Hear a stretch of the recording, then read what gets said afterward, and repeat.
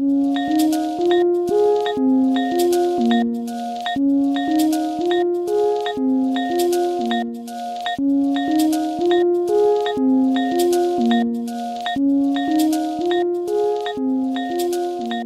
vite, on va presque à 2 nœuds. Alors vous allez dire évidemment, 2 nœuds c'est pas vite, mais c'est la vitesse maximale qu'il faut avoir pour faire un prélèvement de plancton. Alors autour de l'équateur, il faut laisser traîner le filet un quart d'heure. Quand on descend dans le sud, 10 minutes c'est assez parce que là-bas de plancton il y en a vraiment beaucoup. La durée de prélèvement n'est pas essentielle du tout. Ce qui compte c'est d'avoir suffisamment de plancton pour avoir un échantillon significatif.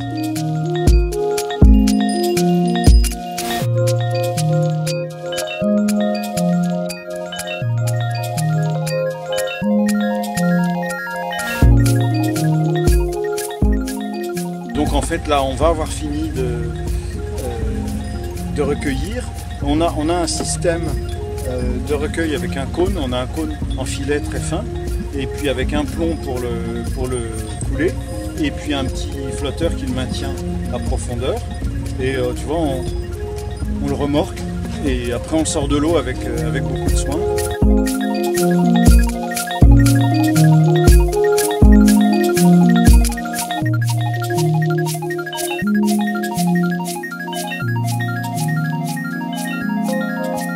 Voilà l'échantillon qu'on vient de récupérer du réceptacle en bas. Il faut retourner le filet avec soin et on voit que c'est mieux d'être à 2. Et donc faire ça avec soin, propreté,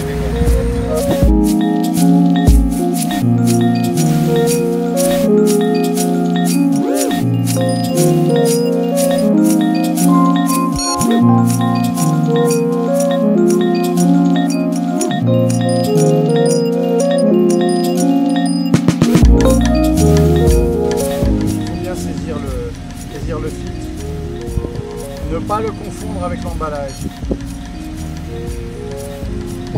Alors, si on trouve qu'il y a trop de vent, on peut le mouiller un peu. Hein. C'est pas grave puisqu'il va être mouillé après.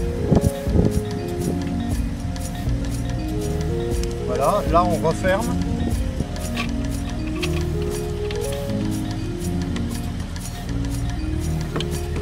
La boîte est vraiment conçue parfaitement. Là on ouvre le réceptacle du dessus et on va verser, on dit 150 100 ml. 100 000, enfin on le met par dose de 100.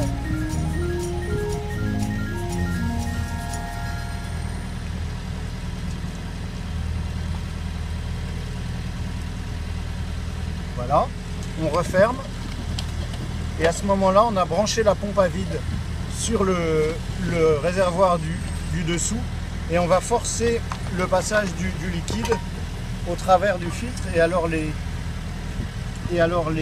petites bestioles elles vont rester coincées. Donc on pompe.